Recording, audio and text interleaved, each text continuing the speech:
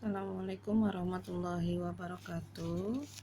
Selamat pagi, salam jumpa kembali dengan saya ya Bunda Purnama. Salam sehat, mudah-mudahan kita semua dalam selalu keadaan sehat walafiat dan selalu panjang umur. Di dalam kelas 9 ini saya akan membawakan mapel IPA. Waktu di kelas 7 kita ketemu di mapel matematika, sedangkan di kelas 9 ini saya akan memberikan pelajaran tentang IPA. Yang pertama mengenai sistem reproduksi pada manusia. Langsung saja kita bahas. Kita bahas tentang sistem reproduksi terlebih dahulu. Tujuan dari reproduksi itu sendiri adalah menghasilkan keturunan untuk melestarikan jenisnya. Artinya adalah untuk menambah populasi atau menambah suatu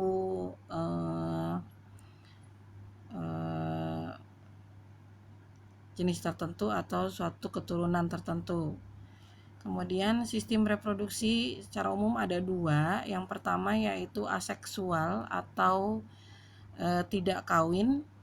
Contohnya adalah membelah diri. Biasa waktu kita kelas 7 dulu membahas tentang amuba. Nah, amuba itu adalah salah satu contoh tentang reproduksi aseksual.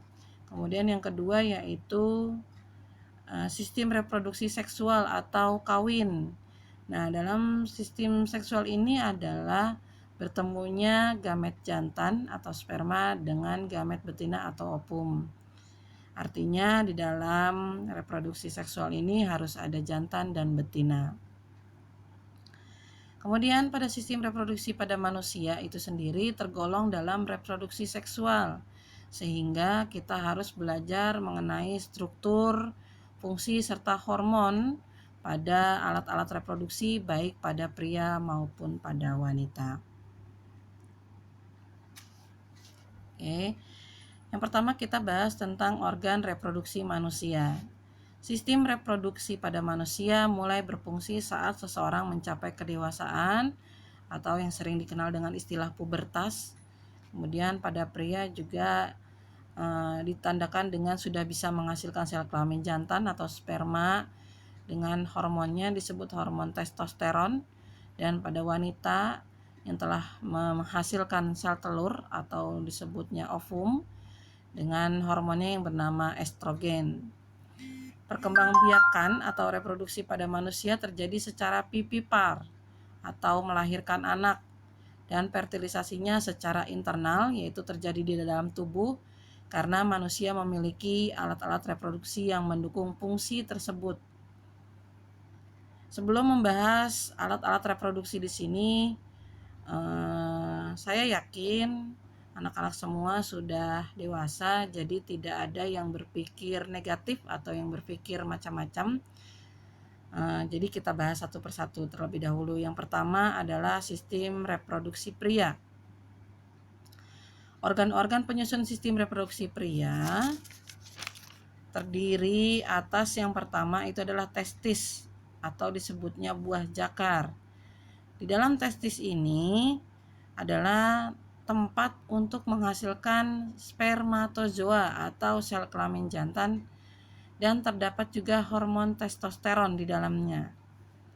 Sebenarnya nanti untuk hormon kita akan ada pembahasan tersendiri. Jadi kita di sini menitik beratkan pada organ-organnya terlebih dahulu.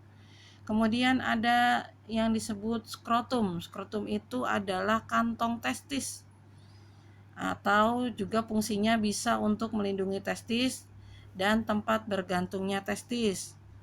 Ya, jadi di skrotum ini fungsinya juga menjaga suhu kantong tersebut agar tetap rendah, karena sperma itu dihasilkan pada suhu yang rendah, tidak dalam suhu tubuh manusia sekitar 37 derajat Celcius itu tidak bisa.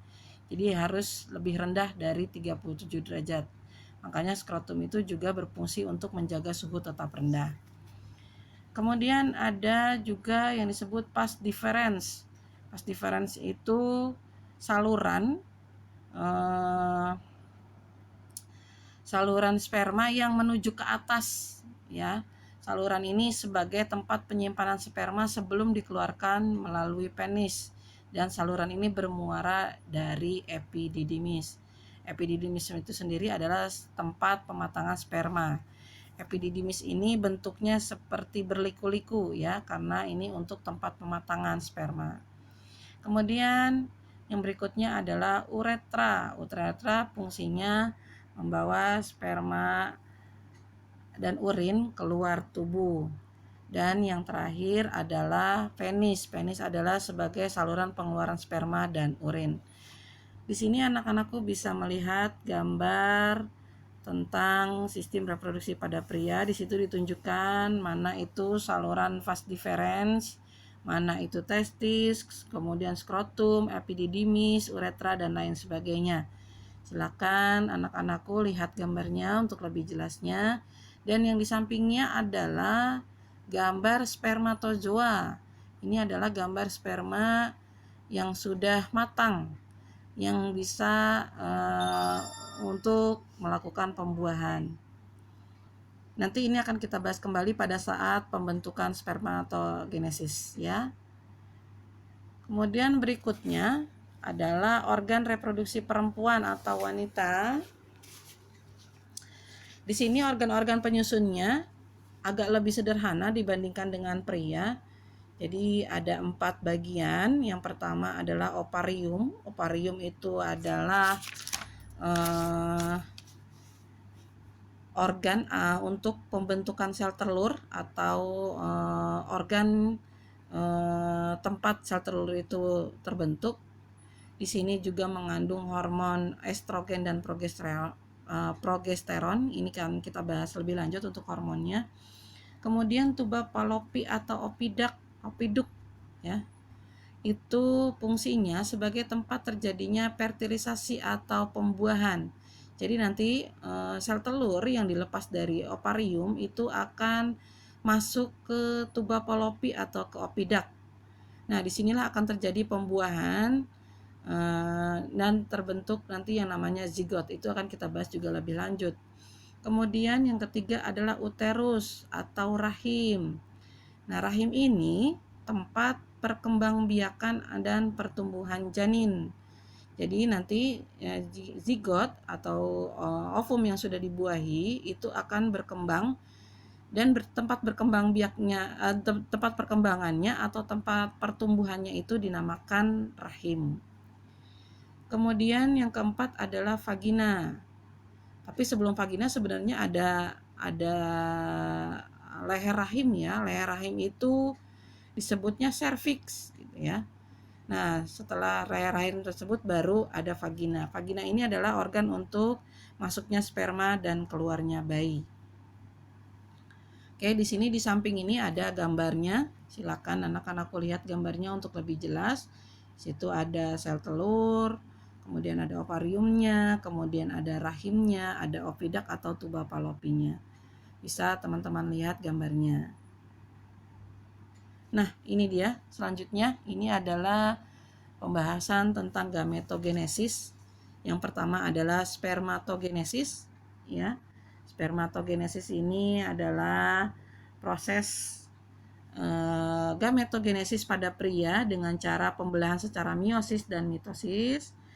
Pada sperma biasa terjadi di tuba di testis ya. Kemudian sedangkan tempat penyimpan spermanya sementara terletak di epididymis. Oke. Yang pertama kita lihat di sini ada spermatogonium. Spermatogonium ini kemudian melakukan pembelahan secara mitosis yang disebut berkembang menjadi spermatosit primer ya. Kemudian spermatosit primer ini kemudian mengalami pembelahan menjadi dua ya. Di sini disebutnya masa meiosis. Kemudian spermatosit primer yang berkembang menjadi dua ini dinamakan adalah spermatosit sekunder. Kemudian spermatosit sekunder ini kemudian mengalami pembelahan juga masing-masing menjadi dua ya. Masing-masing menjadi dua. ini dinamakan adalah spermatid. Ya, spermatid ini adalah sperma yang ekornya belum terbentuk sempurna, makanya disebutnya spermatid. Kemudian spermatid ini akan berkembang menjadi spermatozoa yang tadi anak-anak lihat gambarnya di atas ya. Untuk lebih jelasnya, spermatozoa itu adalah berarti sperma yang ekornya sudah terbentuk sempurna, sudah ada mitokondrianya, sudah ada akromosomnya, sudah ada ekornya. Di sini bagian-bagiannya sudah sempurna, maka disebutnya spermatozoa. Oke, berikutnya yaitu oogenesis. Oogenesis ini adalah penciptaan ovum atau sel telur yang merupakan proses dari bentuk betina gametogenesis yang setara dengan jantan tadi yang seperti kita bahas di awal. Kemudian oogenesis berlangsung melibatkan pengembangan berbagai tahap reproduksi telur sel betina yang belum matang. Oke, yang pertama itu adalah oogonium. Oogonium ini berkembang melalui proses meiosis 1 yang disebut adalah oosit primer. Kemudian ada primer berarti ada sekunder. Sekunder ini berkembang jadi 2. Kemudian mengalami meiosis yang kedua. Kemudian pada oosit sekunder ini yang satu berkembang menjadi 2, satu lagi berkembang menjadi 2 sehingga menghasilkan jadi 4 sel telur. 4 sel telur, tapi yang berkembang dari keempat ini hanya 1. Setiap bulannya itu wanita atau perempuan itu hanya menghasilkan 1 sel telur atau yang disebut ovum, sedangkan yang ketiganya ini menjadi badan kutub atau badan polar. Ya, jadi berbeda dengan yang laki-laki. Kalau yang laki-laki itu sperma itu bisa terbentuk sampai 5 juta bahkan lebih ya. Sedangkan untuk yang perempuan atau sel telur itu hanya bisa menghasilkan 1 dalam 1 bulannya. Nanti ini akan berhubungan erat dengan siklus menstruasi. Oke, nanti siklus menstruasi akan kita bahas selanjutnya. Nah, demikianlah pembahasan tentang alat-alat reproduksi pada pria dan wanita.